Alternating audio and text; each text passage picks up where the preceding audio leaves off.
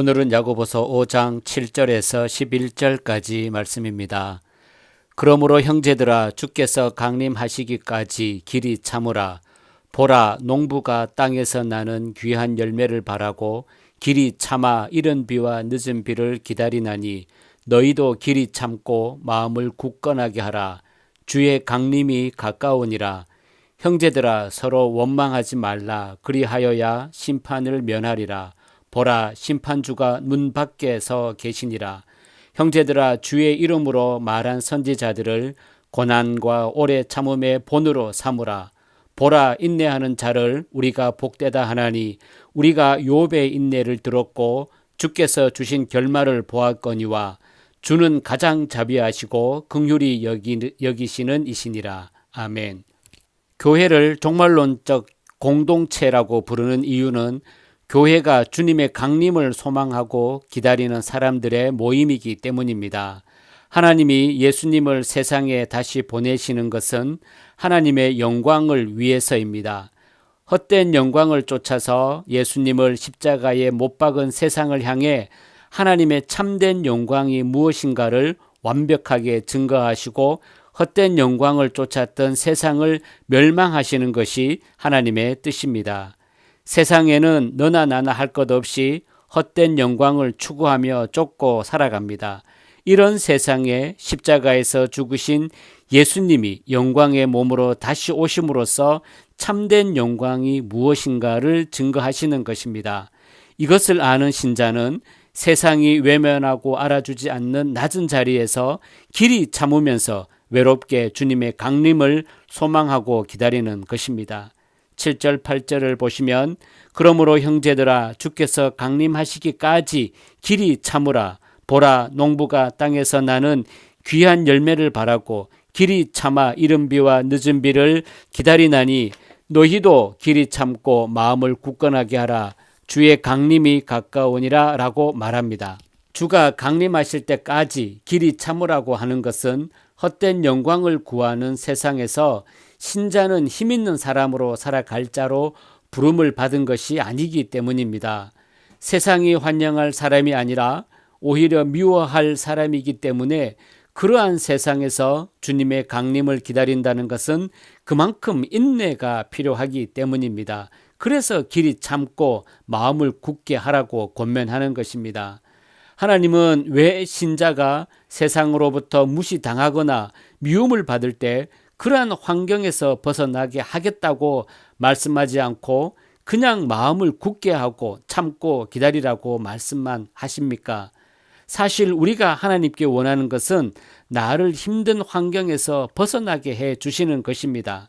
하지만 하나님은 그러한 우리 소원을 외면하시고 오직 하나님의 일을 이루실 뿐입니다. 하나님의 관심은 하나님의 영광을 증거하는 것에 있기 때문입니다. 주가 강림하셔서 그동안 세상이 멸시하고 무시했던 낮아진 자리에서 주님만 소망한 하나님의 백성들을 하늘로 데려가심으로써 무엇이 참된 영광이며 무엇이 헛된 것인가를 드러내시는 것입니다. 이것으로 하나님의 일이 완성되는 것입니다. 그러므로 신자는 이 일을 위해 세상에서 그 이름을 높임받기를 원하는 것이 아니라 하나님이 있게 하신 자리에서 하늘을 소망하는 낮아진 마음으로 참고 주의 강림을 기다리는 자로 살아가야 하는 것입니다. 이러한 삶은 세상이 볼 때는 아무런 매력도 재미도 없습니다. 세상이 원하고 추구하는 것은 전혀 들어있지 않습니다. 그런데도 그리스도에게 마음이 향한 사람들은 하나님이 자신을 하나님의 영광을 위한 도구로 부르셨다는 것만으로도 기뻐하고 감사합니다. 우리는 이것을 사도들을 통해서 확인할 수가 있습니다. 세상의 가치관으로는 도무지 이해하지 못할 이상한 삶의 방식이 아닐 수가 없습니다. 그러나 그것이 신자라는 것을 알아야 합니다. 신자를 세상의 가치관으로 생각하고 이해하려고 하면 안 됩니다. 그렇게 되면 하나님으로부터 복을 받아서 세상에서 높은 자 되는 것을 신자라고 생각할 것이고 착한 일을 해서 그 이름이 칭찬받는 것을 신자로 생각할 것입니다. 그것이 하나님께 영광이 되는 것으로 착각하는 것입니다. 이러한 착각에서 깨어나기 위해서 십자가에 돌아가신 그리스도 앞에 나와야 하는 것이고, 그리스도의 길을 갔던 사도들을 생각해야 하는 것이고, 사도들이 갔던 그 길을 간다는 것이 무엇인가를 생각해야 하는 것입니다.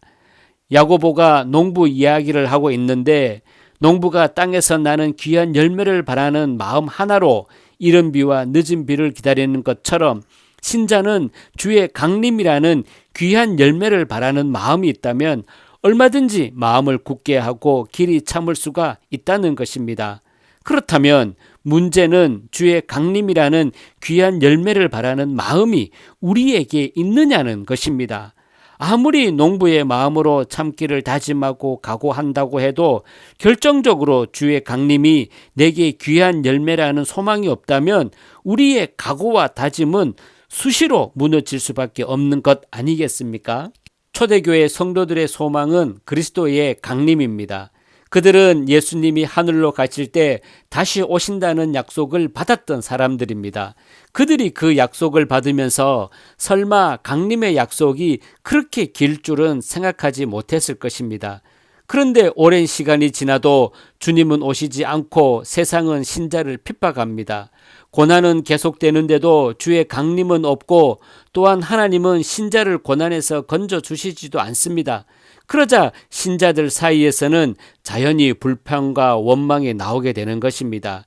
9절에서 서로 원망하지 말라고 말하는 것도 주의 강림이 더딘 것을 두고 원망하지 말라는 것입니다. 그리고 참고 기다리라는 것입니다. 10절 11절을 보면 형제들아, 주의 이름으로 말한 선지자들을 고난과 오래 참음으로 본을 삼으라. 보라, 인내하는 자를 우리가 복되다 하나니 너희가 욥의 인내를 들었고 주께서 주신 결말을 보았거니와 주는 가장 자비하시고 긍휼히 여기시는 이시니라 라고 말합니다. 선지자들은 고난과 오래 참음의 본을 보인 사람들입니다. 선지자가 핍박에도 불구하고 하나님의 말씀을 증거하기를 주저하지 않은 것은 세상의 모든 일이 말씀대로 될 것을 믿었기 때문입니다. 욥은 자기 생각에 이유 없는 고난을 받았습니다. 친구들은 그러한 욥을 두고 죄의 결과라고 공격합니다. 욥은 친구들의 공격에 대해 자신에게는 고난을 받을 죄가 없다고 항변하면서 자신이 태어난 것을 원망하게 됩니다. 그런 욥에게 하나님은 수많은 질문을 하시면서 욥이 알지 못한 것이 하나님의 인자와 자비였음을 깨닫게 하십니다. 욥은 자신의 문제에만 관심을 두었을 뿐 자신을 포함해서 세상이 하나님의 인자와 자비 아래에 있다는 것은 생각하지 못한 것을 회개한 것입니다. 이것이 욥에게 주신 하나님의 결말이었습니다. 신자가 배울 것이 바로 욥의 결말입니다. 신자가 어떤 처지에 있다고 해도 하나님의 인자와 자비가 신자와 함께 한다는 것입니다. 신자가 나도 세상 사람들처럼 살고 싶다라는 마음이 있다면 그것은 주의 강림을 바라보지 않기 때문입니다. 헛된 영광을 구하는 자들의 삶이 부럽게 보인다면 이미 마음을 굳게 하고 길이 참고 기다리는 신자의 길을 가는 것이 아니다라는 사실입니다. 세상이 영광으로 여기는 것이 내게 없다고 해서 흔들리지 마십시오. 어차피 세상의 영광으로는 하늘나라에 들어갈 수 없습니다. 모두 헛된 영광일 뿐입니다. 신자에게는 십자가의 은혜라는 귀한 보물이 있습니다. 그 보물로 인해서 마음을 굳게 하고 주의 강림을 소망하면서 길이 참고 인내하시기를 존귀하신 주님의 이름으로 축복합니다.